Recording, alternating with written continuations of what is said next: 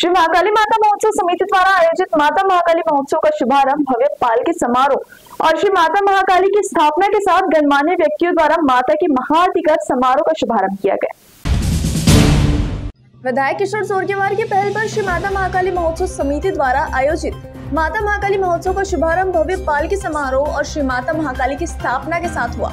स्थापना के बाद मान्यवर व्यक्तियों द्वारा माता की महाआरती कर समारोह का शुभारंभ किया गया। इस अवसर पर श्री महाकाली माता महोत्सव समिति के अध्यक्ष विधायक किशोर जोरगेवार, जिलाधिकारी विनय गौड़ा, पुलिस अधीक्षक ममका सुदर्शन, जिला परिषद मुख्य कार्यकारी अधिकारी पुलकित सिंह, तहसीलदार विजय पवार, कल्याणी किशोर जोरगेवार, मनीष महाराज, श्याम धोपटे, प्रमोद कातकर, ट्रस्टी सुनील महाकाली, राजू शास्त्रकार, अजय बैरागड़े, जयेश भारी कापसे, मनीषा पड़गिलवार, भारतीय जनता पार्टी के महानगर अध्यक्ष सुभाष कासन गुट्टूवार, प्रकाश देवतली, आशा महाकाली, पूर्व महापौर राखी कंचरलावार, महिला आघाड़ी अध्यक्ष छबू बैरागड़े, अजय जयसवाल, बलराम डोडानी, महामंत्री सविता दंडारी सहित माता महाकाली महोत्सव समिति के पदाधिकारी उपस्थित थे। महोत्सव के पहले दिन जैन मंदिर से देवी महाकाली की पालकी के साथ भव्य शोभा यात्रा निकाली गई। इसमें किशोर जोरगेवार सह परिवार सहभागी हुए। इस अवसर पर राष्ट्रीय ओबीसी आयोग के अध्यक्ष हंसराज जहीर भी उपस्थित थे।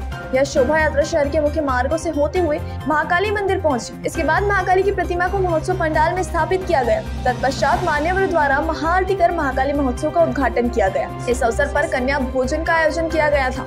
श्री महाकाली माता महोत्सव के उद्घाटन अवसर पर विधायक किशोर जोरगेवार ने कहा कि महाकाली माता के आशीर्वाद से यह महोत्सव केवल आस्था का महोत्सव नहीं बल्कि समाज सेवा का व्रत बन गया है। धार्मिक कार्यक्रमों के साथ साथ सामाजिक गतिविधियों को महत्व देना हमारी संस्कृति है। इस परंपरा को अगली पीढ़ी तक पहुंचाना हम सबका सामूहिक कर्तव्य है। महाकाली महोत्सव केवल भक्ति ही नहीं बल्कि समाज कल्याण के कार्यों का भी प्रतीक है। महाकाली महोत्सव पूरे देश में पहुंच गया है और यहाँ आने वाले श्रद्धालुओं की संख्या में उल्लेखनीय वृद्धि हुई है। उन्होंने कहा कि यही इस महोत्सव के आयोजन की असली सफलता है। महाकालीचा हा 5 दिवसीय महोत्सव जो चंद्रपूरची एकता, सांस्कृतिकता, विविधता दाखवणारा, सर्व जाती धर्माचे लोक एकाच येत हा साजरा होणारा हा विदर्भातली सगळ्यात मोठा महोत्सव या ठिकाणी आज याचं विधिवत जी उत्सव मूर्ती आहे त्याची स्थापना करत या ठिकाणी उद्घाटन झालेलं आहे, सुरुवात झालेली आहे। या महोत्सवामध्ये विशेषता ही आहे की 9,999 कन्यांचं पूजन, भोजन, सन्मान केला जातो। ज्या कन्या रत्न या काळामध्ये जन्माला येतात त्या सर्वांना चांदीचं नाणं या ठिकाणी दिलं जाते। महिलांना आलेल्या हजार महिलांना मंदिराच्या परिसरामध्ये बांगड्या व त्यांचा या ओटी भरून त्यांचा सन्मान केला जातो।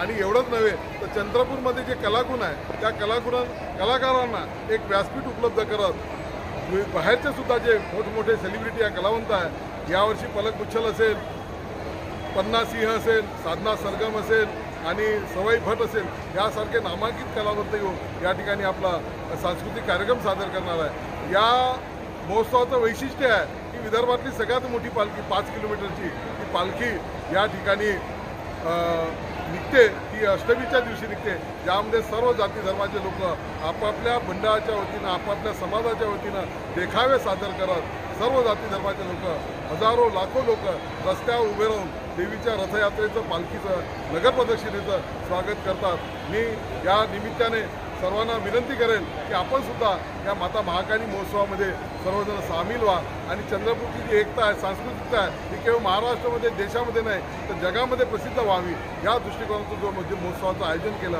त्याला सफल करा। निश्चितपणे हा महोत्सव गेली 4 वर्षापासून सुरू आहे।